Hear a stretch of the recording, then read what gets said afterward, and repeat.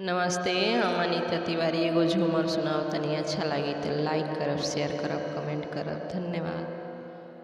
गोरी चलली नैहरवा बलम अचरा धई के रोवे।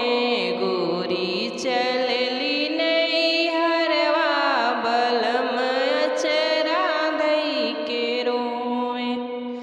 अचरा धई के रोवे, अचरा धई के रोवे, अचरा धई के रोवे। गोरी चलली नैहरवा बलम अचरा धई के रोवे। गोरी चलली नैहरवा बलम अचरा धई के रोवे। खेतवा में रोवे, खलिहनवा में रोवे। खेतवा में रोवे, खलिहनवा में रोवे।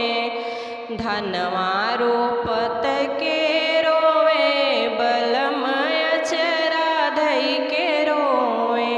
धनवा रोपत के रोवे, बलम अचरा धई के रोवे।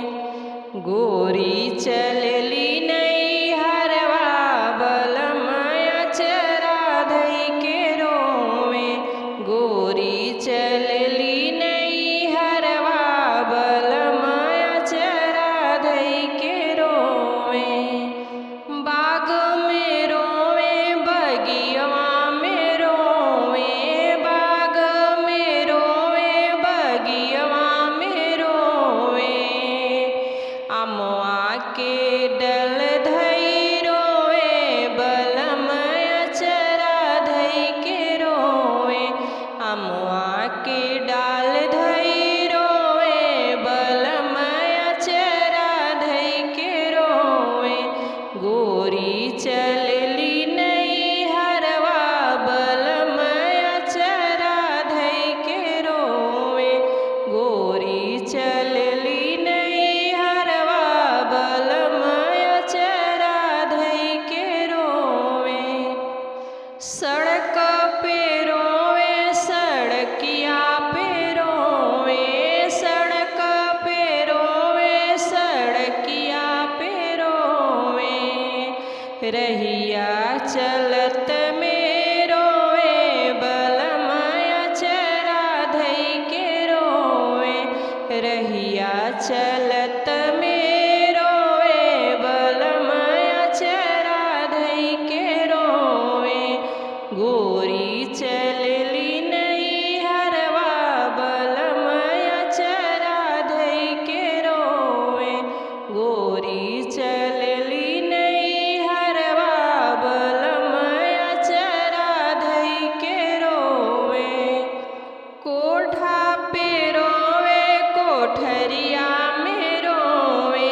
कोठा में रोवे, कोठरिया में रोवे। खिड़किया से झांकी झांकी रोवे, बलम अचरा धई के रोवे। खिड़किया से झांक झांक रोवे, बलम अचरा धई के रोवे। गोरी चलली नैहरवा बलम अचरा धई के रोवे। गोरी चलली नैहरवा बलम अचरा धई के रोवे।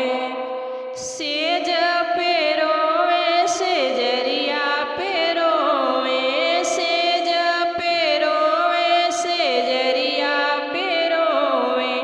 तकिया पकड़ के रोवे, बलम अचरा धई के रोवे।